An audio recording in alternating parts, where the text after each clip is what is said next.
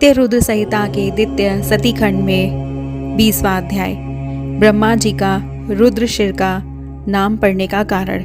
सती एवं शिव का विवाह उत्सव। विवाह के अनंतर शिव और सती का वृषभारूढ़ उस कैलाश के लिए प्रस्थान। नारद जी बोले, हे ब्राह्मण, हे विधे, हे महाभाग, हे शिव भक्त, हे श्रेष्ठ प्रभु, हे विधे, आपने भगवान शिव के परम मंगलदायक तथा अद्भुत चरित्र को सुनाया।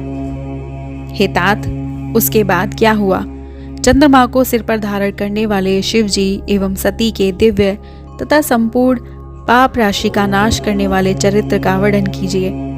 ब्रह्मा जी बोले, भक्तों पर अनुग्रह करने वाले शिव जी जब मेरा वध करने से विरत हो गए, तब सभी लोग निर्भय, सुखी और प्रसन्न हो गए। सभी लोगों ने हाथ जोड़कर नतमस्तक हो शंकर जी को प्रणाम किया, भक्ति पूर्वक स्तुति की और प्रसन्नता पूर्वक जय जयकार भी किया। हे मुने, उसी समय मैंने प्रसन्न तथा निर्भय होकर अनेक प्रकार के उत्तम स्तोत्रों द्वारा शंकर जी की स्तुति की। हे मुने, तत्पश्चात अनेक प्रकार की लीला करने वाले भगवान शिव प्रसन्नचित होकर सभी को सुनाते हुए मुझसे इस प्रकार कहने लगे। रुद्र बोले, हे ब्राह्मण, हे तात, मैं प्रसन्न हूँ, अब आप निर्भय हो जाइए।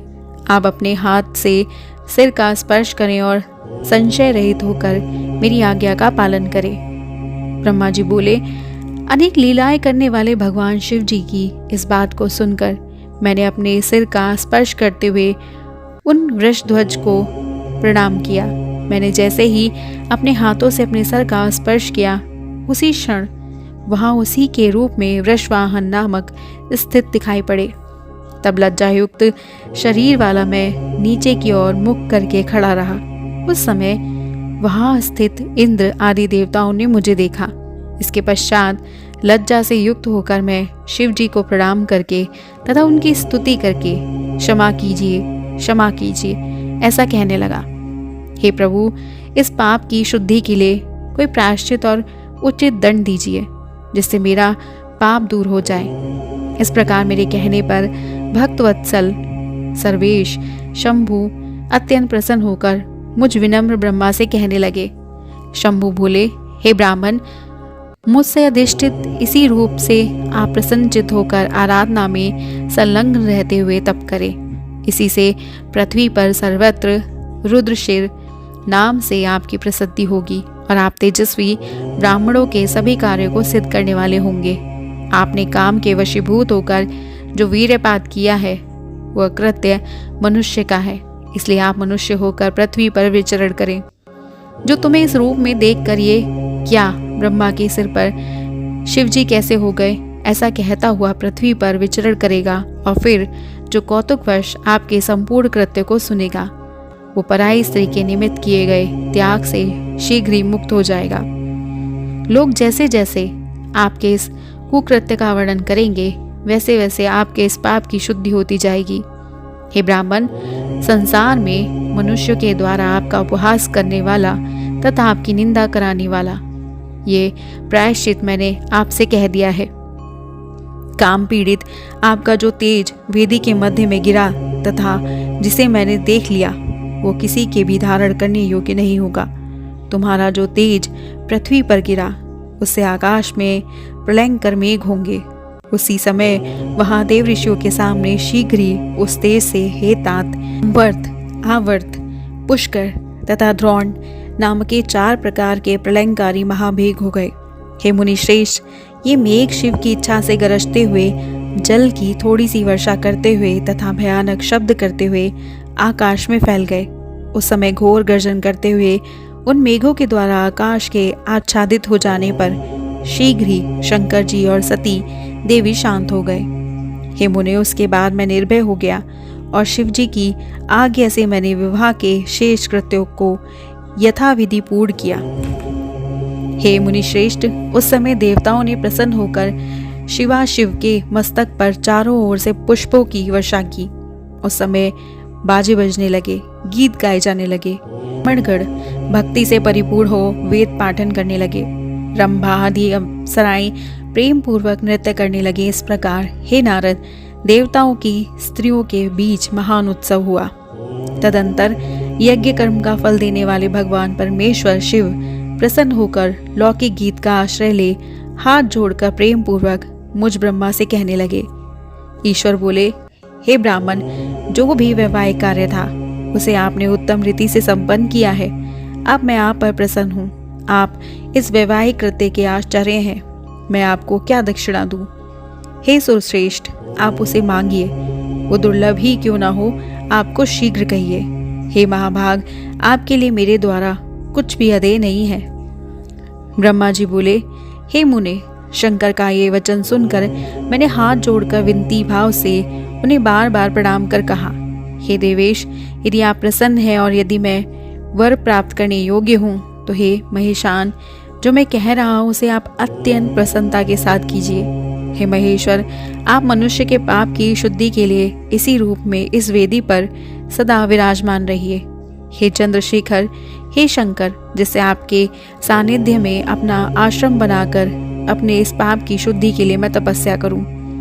चैत्र मास के शुक्ल पक्ष की त्रयोदशी तिथि को पूर्वा फागुनी नक्षत्र में रविवार के दिन इस भूतल पर जो मनुष्य आपका भक्तिपूर्वक दर्शन करेगा, हे वर, हे हर, उसके सारे पाप नष्ट हो जाएं, विपुल पुण्यमय की वृद्धि हो और उसके समस्त रोगों का सर्वथा नाश हो जाए। जो स्त्री दुर्भाग्या, वंध्या, कानी अथवा रूपहीन हो, वो भी आपके दर्शन मात्र से निश्चित रूप से निर्दोष हो जाए। ब्रह्मा जी बोले, इस प्रकार अपने तथा संपूर्ण लोगों की सुख देने वाली मुझ ब्रह्मा का वचन सुनकर प्रसन्न मन से भगवान शंकर ने तथास्तु कहा। शिव जी बोले, हे ब्राह्मण, आपके कथानुसार मैं सारे संसार के हित के लिए अपनी पत्नी सहित इस वेदी पर सुस्थिर भाव से स्थित रहूंगा। ब्रह्मा जी बोले, ऐसा कहकर पत्नी सहित भगवान शिव जी अपनी अंश रूपिणी मूर्ति को प्रकट कर वेदी के मध्य भाग में विराजमान हो गए। तत्पश्चात स्वजनों पर स्नेह रखने वाले भगवान सदाशिव दक्ष से विदा ले अपनी पत्नी सती के साथ कैलाश जाने को उद्यत हुए। उस समय उत्तम बुद्धि वाले दक्ष ने विनय भाव से मस्तक झुकाकर हाथ जोड़कर भगवान वृषभध्वज की प्रेम पूर्वक स्तुति की। तत्पश्चात विष्णु आदि समस्त देवताओं, मुनियों तथा गणों ने स्तुति और नमस्कार कर प्रसन्नता पूर्वक अनेक प्रकार से जय जयकार किया। उसके बाद दक्ष की आज्ञा प्राप्त कर प्रसन्नता पूर्वक सदाशिव ने अपनी पत्नी सती को वृषभ पर बैठाकर और स्वयं भी वृषभ पर आरूढ़ हो हिमालय के शिखर की ओर गमन किया। मंद मंद मधुर मुस्कान वाली तथा सुंदर दांतों वाली सती शंकर जी के साथ वृषभ पर बैठी हुई चंद्रमा के विद्यमान शाम कांति की तरह शोभायमान हो रही थी। उस समय विष्णु आदि संपूर्ण देवता, मरीचि आदि समस्त ऋषि एवं दक्ष प्रजापति भी मोहित हो गए तथा अन्य सभी लोग चित्रलिखित से प्रतीत हो रहे थे। कुछ लोग बाजे बजाते हुए तथा कुछ लोग सुंदर स्वर में शुद्ध तथा कल्याणकारी शिव यश का गान करते हुए प्रसन्नता पूर्वक शिव जी का अनुगमन करने लगे। कुछ दूर चले जाने के पश्चात शिव जी ने आधे मार्ग से दक्ष को प्रेम पूर्वक लौटा दिया। फिर सदाशिव गणों सहित प्रसन्नता पूर्वक अपने स्थान को चलने लगे। शिव जी ने विष्णु आदि सभी देवताओं का विदा भी कर दिया। फिर भी वे लोग परम भक्ति एवं प्रेम के वशीभूत हो शिव जी के साथ साथ कैलाश पर पहुंच गए। उन सभी देवताओं, गणों तथा अपनी स्त्री सती के साथ भगवान शंभु प्रसन्न होकर हिमालय पर्वत पर सुशोभित अपने धाम में पहुंच गए। वहां जाकर संपूर्ण देवताओं, मुनियों तथा अन्य लोगों का आदर पूर्वक बहुत सम्मान करके प्रसन्नता पूर्वक शिवजी ने उन्हें विदा किया। तदंतर शंभु की आज्ञा से विष्णु आदि सब देवता तथा मुनिगण नमस्कार और स्तुति करके प्रसन्न मुख होकर अपने अपने धाम को चले गए। लोक रीति का अनुगमन करने वाले शिवजी भी अत्यंत आनंदित हो हिमालय के शिखर पर अपनी पत्नी दक्ष कन्या के साथ विहार करने लगे। हे मुने, इस प्रकार सृष्टि करने वाले विशंकर सती तथा अपने गणों के साथ प्रसन्नता पूर्वक पर्वतों में उत्तम तथा स्थान कैलाश पर चले गए। हे मुने, पूर्व काल में स्वयंभू मनवंतर में भगवान शिव का विवाह जिस प्रकार हुआ उसका वर्णन मैंने आप लोगों से किया। हे मुने, जो विवाह काल में, यज्ञ में अथवा किसी भी शुभ कार्य के आरंभ में भगवान शंकर की पूजा करके शांत चित्त होकर इस कथा को सुनता है, उसका सारा वैवाहिक कर्म बिना किसी विघ्न बाधा के पूर्ण हो जाता है तथा दूसरे शुभ कर्म भी सदा निर्विघ्न पूर्ण होते हैं। इस उत्तम कथा को प्रेम पूर्वक सुनकर कन्या सुख, सौभाग्य, सुशीलता, आचार तथा गुणों से युक्त हो पतिव्रता तथा पुत्रवती होती है। इस प्रकार श्री शिव महापुराण के अंतर्गत द्वितीय रुद्र संहिता के द्वितीय सती खंड में सती विवाह वर्णन नामक 20वां अध्याय पूर्ण हुआ और हमारा अगला अध्याय है कैलाश पर्वत पर भगवान शिव एवं सती की मधुर लीलाएं नामक 21वां अध्याय। और इसे जानने के लिए सब्सक्राइब कीजिएगा हमारे YouTube channel voice of tales को और हमारी वीडियो को लाइक, शेयर, सब्सक्राइब करना मत भूलिएगा। और अगर आप इसके पूर्व के अध्यायों के विषय में अगर आप जानना चाहते हैं या फिर आपने अभी हमें ज्वाइन किया है और बाकी के अध्यायों की जानकारी चाहते हैं तो इसका लिंक मैंने इसकी वीडियो के एंड में शेयर किया है, तो आप इसकी पूरी की पूरी प्लेलिस्ट सुन सकते हैं। हर हर महादेव।